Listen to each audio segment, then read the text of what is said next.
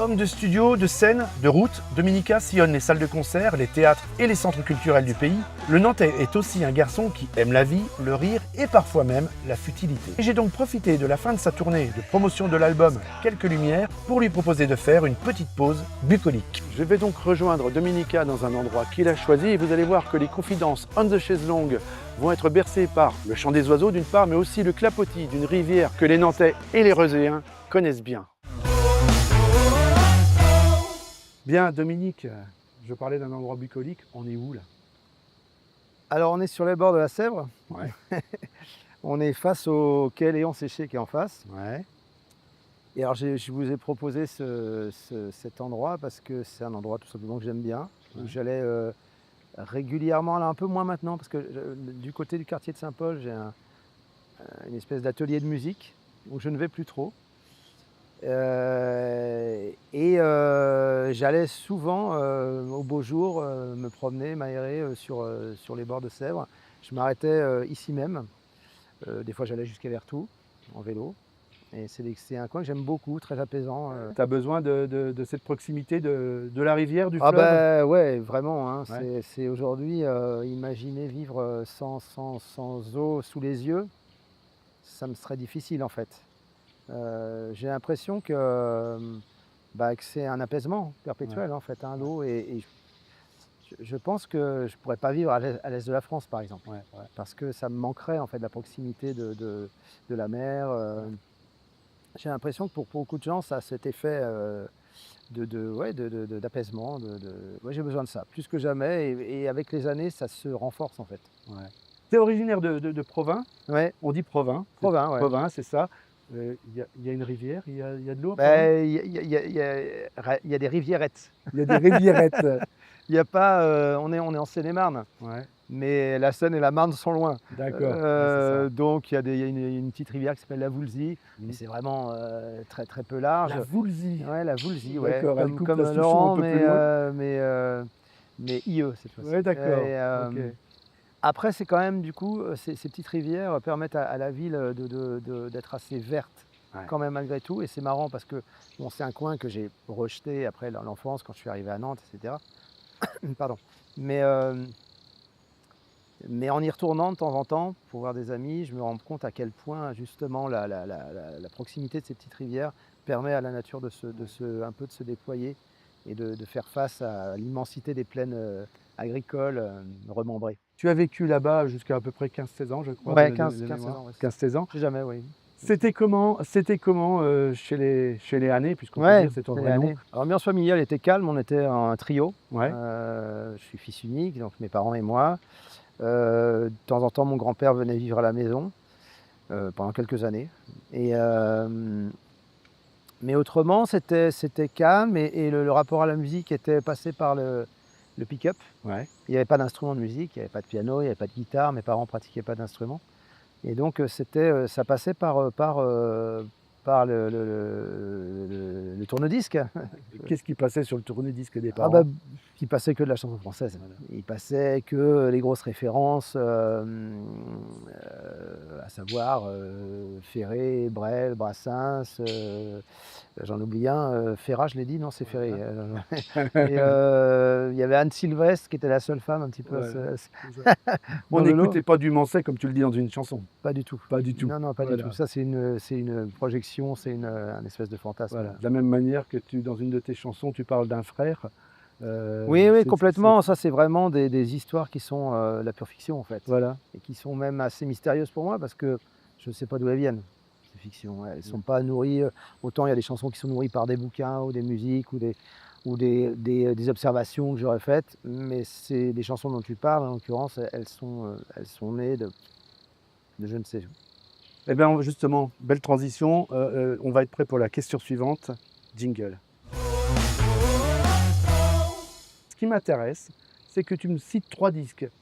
Alors le premier, c'est le disque c'était un disque qui appartenait à mes parents, qui est un disque de Brel, alors à l'époque, alors je sais pas comment c'est aujourd'hui, comment ils le vendent, mais c'était chez Philips et les disques de Brel étaient numérotés.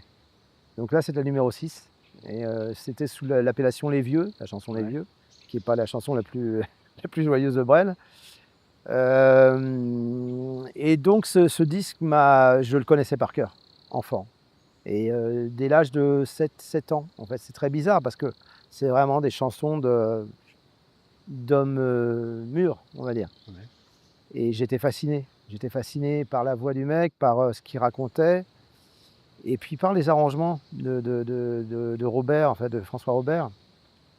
Il y avait notamment ce que j'identifiais à un moment donné comme de la scie musicale, mais c'est des ondes Martenot en fait. Mmh. Donc un instrument, les ondes Martenot, c'est un clavier qui produit des chants de sirène un petit peu, on va dire, pour caricaturer. Et ça me fascinait complètement. Donc, et puis c'était un monde aussi mystérieux, un monde d'adultes avec des interdits. Par exemple, il y a une chanson qui s'appelle Au suivant, et c'est des bidasses, enfin, c'est des soldats qui vont dans un bordel militaire et qui passent les uns après les autres devant les prostituées. Et je sentais bien que il se passait là des choses qui étaient pas pour les enfants, mais qui m'intriguaient beaucoup et qui me fascinaient, quoi. Quelque part, est-ce qu'aujourd'hui, on peut dire que Brel a inspiré quelque chose chez Dominique? Bah, par la force des choses, mais je dirais qu'aujourd'hui, je m'en suis quand même un peu éloigné dans le sens où c'est plus un modèle, c'est pas un modèle absolu, on va dire. Disons que c'est le premier modèle, c'est celui dont le disque m'a fasciné quand j'étais gamin, en fait. C'était pas Carlos, c'était pas le Big Voilà. Bazar, c'était pas des disques, c'était pas les Beatles. Mes Ouais. parents écoutaient, à part les Platters, mes parents écoutaient rien en Ouais. anglo-saxon. Ouais. Et donc c'est vraiment lui. Ouais, C'est passé par la Belgique. voilà, c'est ça. Alors justement, il y a eu un moment rupture. Ouais. La rupture, elle vient avec quel disque? Alors la rupture, elle est venue progressivement. Elle est venue déjà dans un premier temps avec le groupe Police, Ouais. dont ma cousine m'avait donné des 45 tours parce elle collectionnait les 45 tours de Police. Elle était tellement fan qu'elle était prosélyte et elle les offrait. D'accord. Donc c'était des 45 tours en vinyle bleu en général, assez beau d'ailleurs, que j'ai toujours. Ouais. Et ça a été voilà, j'ai sauté le pas, là, j'ai laissé la discothèque de mes parents pour me constituer ma propre discothèque. C'est passé par là. Et si je ne m'abuse, dans les disques que je t'ai soumis, je pense que je t'ai soumis celui de The Opposition, le premier album de ce groupe anglais, de trio anglais. Cet album qui s'appelle Breaking the Silence. Alors pourquoi j'ai choisi ce disque-là plutôt que, on va dire, un disque de cette mouvance qui était la New Wave anglaise, comme un disque plus évident qui aurait été Joy Division ou les Cure, bah justement pour que ce soit pas trop évident. Et puis pour parler de ce groupe, en fait, Ouais. qui pour moi est aussi important que justement les Cure. C'est un disque que j'ai découvert à l'époque, bon, j'avais 13 ans, je crois, puisqu'il est sorti en 81. Je suis de 68. Et je lisais déjà pas mal la presse rock, en fait. À l'époque, c'était le seul moyen qu'on avait vraiment d'accéder dans un premier temps à la musique produite en Angleterre, aux États-Unis ou même en France. La musique rock, on va dire, c'était la presse musicale. Donc ça passait notamment par des articles dans Best et Rock and Folk, les deux gros magazines de l'époque. Et il y avait eu un article dans Best, je me souviens très bien, écrit par Gérard Bar-David sur The Opposition, qui présentait The Opposition comme un croisement entre Police et les Cure. Et je me suis dit, ça devrait me plaire. Ouais. Et même si le groupe s'en défendait, il y a effectivement ce truc-là, en fait. Il y a une forme dans les guitares, dans les sons, quelque chose qui peut être assez proche de certaines guitares d'Andy Summers, le guitariste de Police. Et puis dans les ambiances un peu éthérées, presque fantomatiques, quelque chose qui le rapproche une façon de diluer la chanson, qui le rapproche de Cure. Donc c'est un disque qui m'a...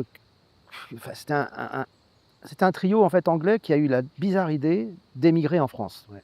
Parce qu'ils n'avaient aucun contrat en Angleterre, donc ils se sont dit pourquoi pas la France.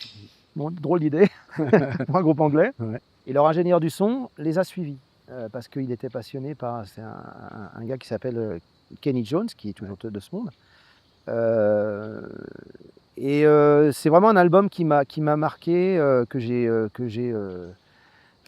comment ils disent aujourd'hui, que j'ai poncé. Ouais. Et que je continue à considérer comme un des plus beaux disques de la New Wave anglaise. C'est-à-dire que c'est pas une lubie qui m'est passée. J'ai eu, grâce à ton intermédiaire, l'occasion de rencontrer Mark Long, le chanteur de The Opposition, avant qu'il décède, qu'il nous quitte. et de jouer avec eux grâce à toi aussi, sur la scène de Stéréolux pour les Rockerons du Cœur en 2019. En Ouais, c'est 1900. J'ai déjà. 2019, c'est ça. C'était un grand moment pour moi, Ouais. à tel point que j'en ai même fait une chanson sur laquelle je travaille là. D'accord. Et ça a cristallisé aussi ce rapport à l'adolescence, en Ouais. fait, cette rencontre, parce que c'était quelqu'un de génial, Ouais. le chanteur Mark Long. Donc, c'est un mélange de choses. En fait, dans les disques que j'ai sélectionnés, là, j'aurais pu en choisir quelques dizaines d'autres. Ouais. Mais pour moi, c'est important de ne pas me rabattre. Alors, Brel, évidemment, parce que à l'époque, j'écoutais que ce genre de choses, mais après, ça s'est ouvert, quoi. Voilà. Et en troisième disque, tu as choisi Une une artiste plus érudit, Ah bah, c'est moins connu. Ah bah, c'est encore plus confidentiel, oui. Voilà, tout à fait. C'est Bridget St. John, donc on l'a présenté souvent comme le pendant féminin, ce qui n'est pas valorisant, parce que en elle-même, on pourrait aussi présenter Nick Drake comme son pendant masculin, Ouais. mais de Nick Drake, Ouais. le chanteur folk, donc, qui a été redécouvert après sa mort. Et pour moi, c'est vraiment des mélodies, on dit toujours des mélodies intemporelles, mais pour le coup, elles le sont vraiment. Et elle a suivi une carrière vraiment un petit peu complètement underground, un peu complètement... C'est John Peel qui l'avait. Et c'est John Peel, le DJ anglais, célèbre DJ anglais, qui a produit son premier album sur ça. son label Dandelion. Ouais, Parce c'est qu'à l'époque, avant de devenir le parrain sur les ondes britanniques de la New Wave anglaise, justement, lui, c'était un hippie, John Peel, et il produisait des disques de hippies. Voilà. Et donc elle était dans ce registre-là. Et c'est vraiment, son disque s'appelle Ask Me No Questions. Ouais. On peut le trouver, hein, il est en vinyle, il est pas du tout. Elle est toujours de ce monde. Je crois qu'elle donne toujours des concerts de temps à autre. Mais pour moi, c'est un petit classique aussi méconnu, en fait. Ouais, tout à fait. Donc voilà, là encore, j'aurais pu choisir quelque chose de plus identifié, mais je trouve ça bien d'avoir l'occasion de parler aussi des choses qui le sont moins. Sachant que pour moi, le rapport à la musique, c'est un rapport d'un à un, c'est-à-dire que c'est pas le groupe qui fait l'intérêt c'est pas plus on est, mieux c'est. Oui, tout à fait. La musique, c'est un rapport d'auditeur, d'auditrice à un ou une artiste. Ouais. Et je trouve que moi, c'est ce qui m'intéresse. C'est pour ça que je suis pas fan des grands messes ou des gros concerts où justement cette idée-là n'existe pas. Ouais, On n'est pas face soi-même à l'artiste, c'est l'artiste qui est face à une foule, en fait. Donc ça me parle moins. Très bien, donc 3 disques importants, 3 disques qui ont construit ce que tu es aujourd'hui. Alors, ça me fait une transition pour la prochaine question, c'est maintenant jingle. Qu'est-ce que tu fais aujourd'hui? Ton actualité aujourd'hui, c'est quoi? Ah bah, j'ai quelques... Là, je sors d'une tournée, d'une première partie de tournée en trio. On a fait environ 25 dates en trio, suite à un double album rétrospectif que j'ai sorti fin de l'année dernière. Et donc, c'est avec mes camarades, Sébastien Boisseau, la contrebasse, Julien Noël au piano, enfin au clavier, pas qu'au piano d'ailleurs. Et donc, on va poursuivre cette tournée un petit peu cet été, mais pas... Moi, je ne suis pas une bête de festival, donc ça sera plutôt en lieu clos, plutôt à la rentrée sur octobre, novembre, décembre.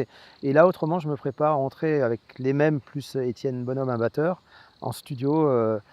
Alors, c'est retour aux sources, puisque c'est au Garage Hermétique. D'accord. Chez Nicolas Moreau, donc à Rezé, donc pas loin de chez moi. Voilà. Qui est un studio dingue. Ouais. Et qui, voilà, ça fait quelques années, je pense, à ce studio, mais à chaque fois, pour moi, l'idée d'aller en studio, c'était couper les ponts avec le quotidien, avec le décor familier. Donc, c'est toujours ce qui m'arrêtait. Mais aujourd'hui, j'ai envie de fonctionner en circuit court. D'accord. Okay. Donc, enregistré à côté de chez moi, dans un super studio, tenu par des gens chouettes. Belle nouvelle.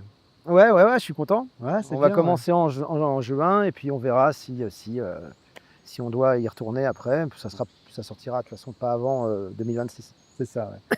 Donc là, tu étais en tournée. Plus de 30 ans de scène? Ouais. Voilà, 30 ans de scène, parce que j'ai vraiment commencé à tourner en 93. 93, ouais, c'est ça. Donc ça fait une trentaine d'années de scène. On peut parler de longévité. Oui.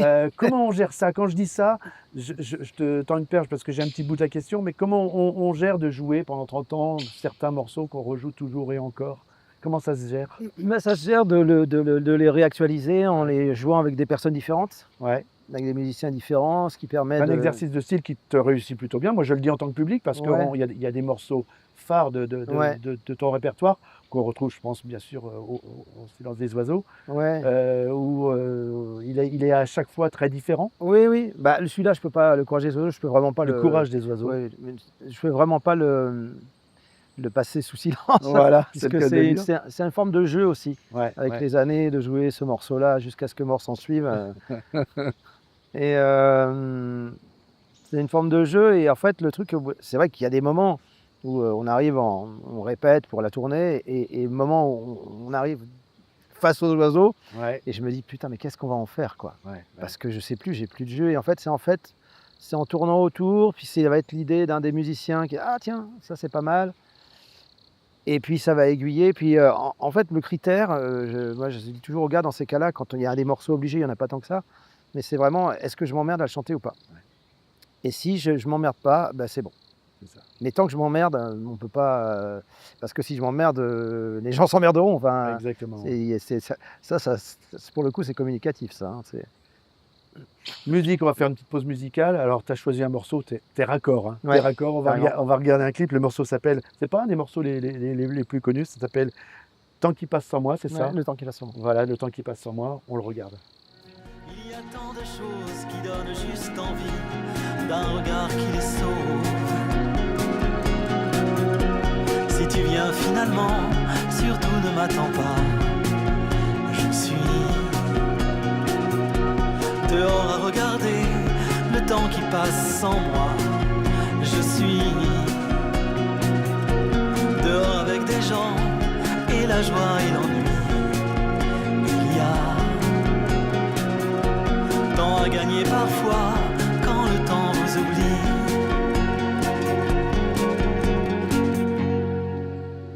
Les loisirs de Dominique, c'est quoi? Bah, c'est passer déjà du temps avec ma compagne et mon enfant, et d'essayer de passer des bons moments, Ouais. notamment dans des cadres, on va dire, campagnards, ou de changer un peu d'air quand on peut. Il y a ça, il y a le fait de se balader, en fait, tout simplement, de marcher. Et puis autrement, moi je suis un gros lecteur. Je lis énormément. Je passe pas une journée sans bouquiner, en fait. Et donc j'ai chez moi 500 livres que j'ai pas lus, en fait, plus ceux que j'aimerais relire. Et je commence à relire là un peu parce que le temps passe, et je me dis, ça sert à quoi de les avoir si c'est pour calancher avant d'avoir relu quoi que ce soit. Donc ça je prends beaucoup de temps pour ça. Je prends beaucoup de temps pour ça. Et si je dois prendre le bus, bah, j'ai un bouquin. Enfin, si j'ai oublié mon bouquin, je suis dans tous mes états parce que je dis, qu'est-ce que je vais faire pendant un quart d'heure? Tout ça, c'est possible parce que par ailleurs, il y a la musique. C'est-à-dire, je serais fou sans l'écriture autour de la musique, ou sans composer des chansons. Ça me rendait dingue. Donc, C'est le plaisir d'alterner l'excitation par moment ouais, et puis ouais, le ouais. calme par ailleurs. Ouais. Mais moi, de toute façon, je suis quelqu'un de nerveux. Je suis nerveux, mais je suis pas un excité. Donc j'aime bien le retrait. Quand je suis chez moi, je sors pas. Enfin, ma compagne me le reproche. Ou alors on va se balader. Mais Ouais. je suis un peu dur à bouger parce que j'aime bien passer du temps chez moi. J'adore. J'ai de la chance d'avoir une vue sur la Loire, et que ma maison est un peu surélevée. Donc j'adore, surtout à cette saison, quand il fait un peu beau, le soleil se couche en face de chez moi, et je me mets sur les marches. Je bois du blanc, je lis un bouquin, et je mets un disque derrière qui me permet de lire en même temps, de pas me donc un disque pas trop énervé.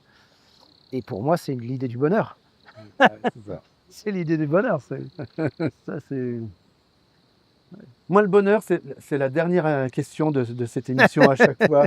Parce que tu sais, je suis un historien du rock, mais on me dit aussi que je suis un anecdotiste du rock. Alors, Ouais. le jeu, moi, c'est que je demande à chacun de mes invités de me donner une anecdote croustillante sur un moment de sa vie d'artiste ou sa vie personnelle. Donc, je t'ai demandé de me préparer une anecdote. Tu n'as pas voulu m'en parler. Donc, vas-y, je te laisse en faire la primeur. Ouais, parce qu'en fait, j'avais prévu une autre anecdote, mais on en a rapporté une autre entre-temps que je préfère. Non, et j'ai donné un concert il n'y a pas très longtemps à Paris. Et à cette occasion, après le concert, je revois Éric de Chassey, qui est un historien d'art, et qui était aussi, qui a qui a dirigé la Villa Médicis à Rome, donc un lieu prestigieux. Et quand il était à la Villa Médicis, en tant qu'amateur de pop rock indé, il a ouvert la Villa Médicis, ce qui est apparu aux yeux d'une partie des gens qui administraient comme un sacrilège. La villa a des formations, on va dire, pop rock. Et donc, on arrive là-bas, on s'installe. Puis, il y avait un jeune gars qui était très, très sympa, qui était un peu à notre service, pas à notre service, mais qui faisait en sorte que ça se passe bien pour nous. Et donc, quand je revois Éric de Chassey, qui n'est plus à la Villa Médicis maintenant, il me dit est-ce que tu te souviens d'un type qui s'appelait Gabriel, qui s'occupait de vous, un jeune gars je dis non, parce que c'était avant, il était vraiment, il se découvrait une vocation. C'est-à-dire qu'à tel point, il était inscrit à Sciences Po, il devait passer des examens peu de temps après, mais en faisant ce festival, en s'occupant des groupes, en les accueillant, il est venu me voir en me disant « Ah, moi, de toute façon, je ne retourne pas passer mes examens à Sciences Po, j'ai découvert ma vocation, c'est de m'occuper de groupes de musique. » Il le regarde, lui dit « C'est quand même dommage, tu as bossé, etc. À ta place, j'y réfléchirai à 2 fois. » Finalement, le jeune Gabriel va passer ses examens. Tu me vois venir? Ça va venir. Il s'avère que c'était Gabriel Attal. Dingue. D'accord. Alors je lui ai dit, je ne sais pas si on doit te remercier. mais je me souviens vaguement d'un type très sympa, très serviable, à notre écoute. Poli. Ah oui, Certainement. Ouais, carrément. D'accord. Et voilà. Eh ben, elle est belle celle-là. Elle est bien, hein? Je la garde. Dominique, merci. Merci à Un toi. grand merci. On a passé un bon moment. On était Ouais, c'était chouette là. à la fraîche. C'était cool. Merci à toi. Merci Merci. à vous. Et puis moi, je vous dis à tous à bientôt pour un nouvel épisode de des chaises longues. Merci.